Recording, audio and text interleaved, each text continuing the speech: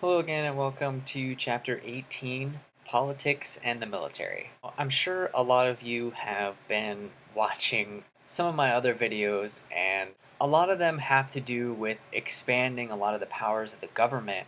And not really expanding the powers of the government, but just kind of expanding the earnings capability, the responsibilities of the government when it comes to, let's say, drugs or something like that, maybe energy, anything along those lines would definitely expand the scope of the government as it is today. And for very good reason, a lot of you might be very opposed to that. Our system of politics these days is a two-party system for the most part. Yes, there are other parties, but it's kind of sad that they're not really recognized. I think it's unfortunate. They have a lot of good ideas, but one of the sides to our two party system is Republican, and one of the big platforms of the Republican Party is to have a lower government with less involvement, in the state's affairs with federal business and with private sector and stuff like that. And a lot of people also worry because there is a lot of corruption on both sides, on the Democrat side, on the Republican side. It's an unfortunate truth that just kind of happens. I'm not saying that it happens to everyone, but at some point or another, that there's a lot of corruption out there, and that's what people are really afraid of, is that if we give more power to the government, we're giving more power to the one thing that's supposed to protect us from the corporations, the people that write the regulations to help control pollution and, eminent domain and stuff like that, when they're really supposed to have our best interest in mind. So this chapter is basically about kind of not really creating a new system, but just kind of updating the system and how I think that it really should have been. But it really probably wasn't going to be possible until after a lot of the things in my videos have been introduced, just because of other certain reasons. And I guess I'll get into that before I go into the reasons real quick. But the system that I'd like to see is, like I said, basically just like the system we have today, except the legislative branch of the government would be almost completely different. Instead of having elected officials that would basically decide how they would write the laws and how they would vote on them, I propose that we have a different type of system in that the people themselves would actually vote on the laws, and the elected representatives were the ones that basically draft the laws, and they are the ones that try to bring things together, because it's not always a possible solution to have every single person in the United States be so involved that they can actually help draft a bill or a law. But it is, in my opinion, their responsibility and all of our responsibilities to vote for it. And I know a lot of people out there feel the same way I do when I vote for someone, and then that person that I vote for is supposed to represent my feelings and my beliefs, and then they vote for something that I don't believe in or that I don't agree with. And this system hopefully eliminates that. You vote for someone that you believe in and that has similar, beliefs and a voting record as you, and they're the ones that draft up the bills, they're the ones that write up the laws, and then everyone actually gets to vote on them. So the final decision ends up being with the people, but the talent and, I guess, the political knowledge that is required to do those other things is still rests with those representatives. And obviously they would still meet, and they would still be representatives of the people, and everything that they would usually do. It's just the voting would be down, and that way people can't, I want to say, push through laws. Since there's a two-party system, one or the other can be in control of the House of Representatives or the Senate, and either block or push through a bill that they don't agree with or that they want to get approved, and that can really hold things up. And it's a lot of times just has to do with, I want to say, petty differences that they have with each other, and it's just this set of people, and they interact with each other a lot more than obviously the general public. And if you were to get a consensus vote from the entire populace, there's not really a whole lot that you can argue about that. I mean, it's a majority vote at that point. When you have systems in place like, oh, okay, you need 2/3 of the vote, or some other type of a majority that's not just like 51%, then it's very arguable whether or not that really represents the people, and that's because there's just such a small amount of people. And also under the corruption and other sorts of things, you don't really have to worry about that because a corporation can't buy off the entire population. Otherwise, the profits that they're trying to get by spending the money to make the profits are gone because you'd have to pay everyone off. It would make it not really worth it at that point. You can pay off the representative to, let's say, write up a kind of a an explanation of a new bill just to make sure that all the voters really know what the bill's about. And you'd also have someone on the opposing side of the bill that would write up a same thing that would explain to the people why it's a bad thing. But you could pay that person to vote, or not vote either way, but to make it look a lot better than it really should.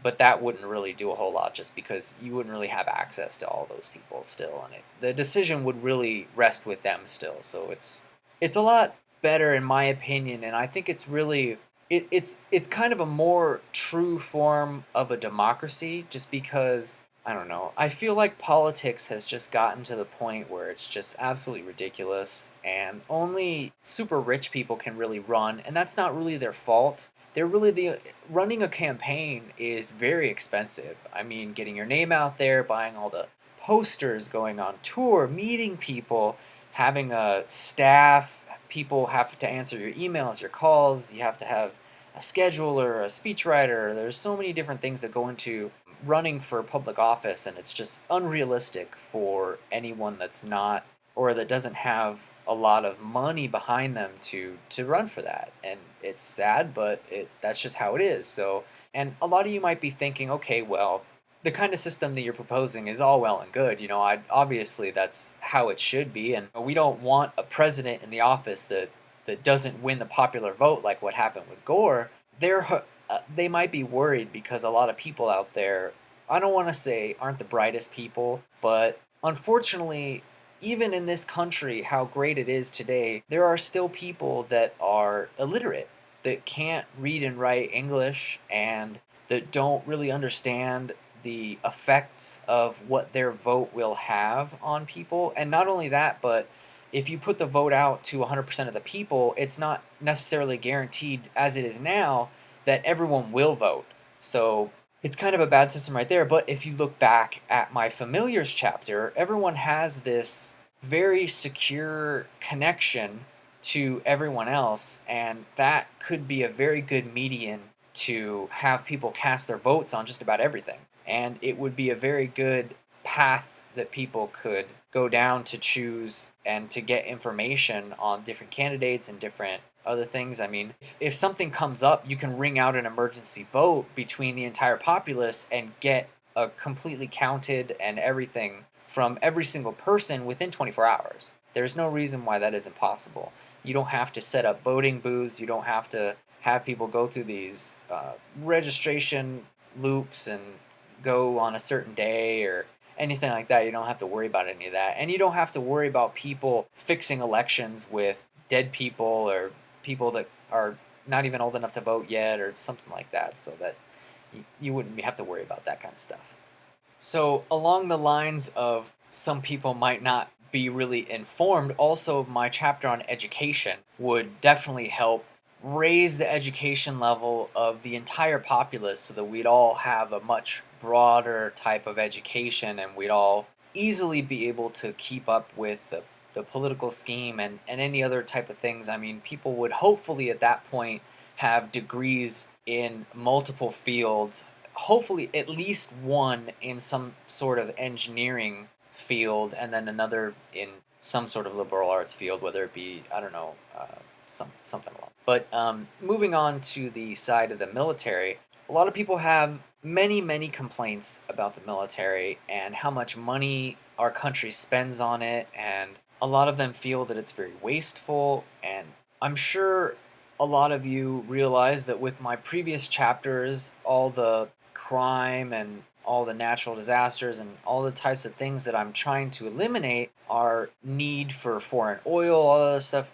a lot of the tensions our country has and a lot of the reasons our country has of getting involved with different countries overseas is because we have a lot of outsourced labor to that country. We get a lot of products from that country. We get oil from that country. If we were able to bring a lot of those outsourced jobs back here, manufacture a lot more things in this country, create our own energy here, we would have a lot less political stress, a lot less reason to send our brothers and sisters and sons and daughters over to another country to fight a war that not everyone agrees with. That's my goal. Hopefully, that's what we can do. But people will think at that point that, okay, well, now we need to cut back on the military. Now we need to stop spending so much money on there. But personally a big believer that we really need to maintain our military, just because not a lot of people think that we should really be involved with policing the world. And unfortunately, there are a lot of things that go on in the world that just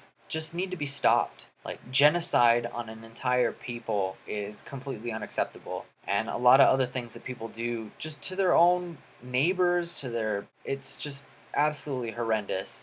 Not only that, but you never know when someone's gonna, if we do end up having a good worldwide system, you never know when someone's gonna violate that. I mean, people are supposed to act the way they're supposed to when they say they're going to, people like North Korea, but if they were to violate something like that, someone needs to be there to step in and stop what's going on. That, and you never know. I mean, aliens could attack, and if we didn't have any weapons or anything anymore, we'd be kind of screwed.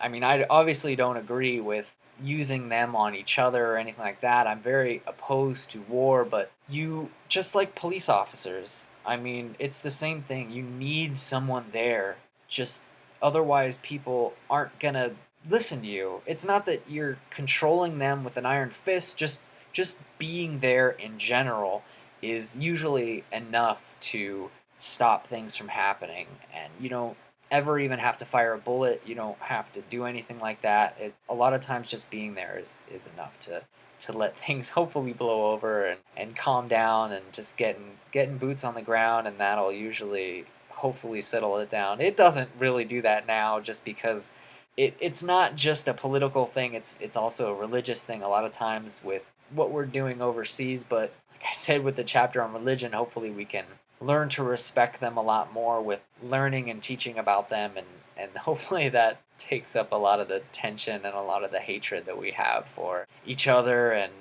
other religions and stuff like that. So anyways, I hope you enjoyed this chapter. I'm probably missed a whole bunch of things, and I'm probably gonna need to update it again. So like and subscribe, share if you can. Please leave a comment. Any constructive criticism is definitely welcome, and I will see you in the next chapter. Thanks. Bye.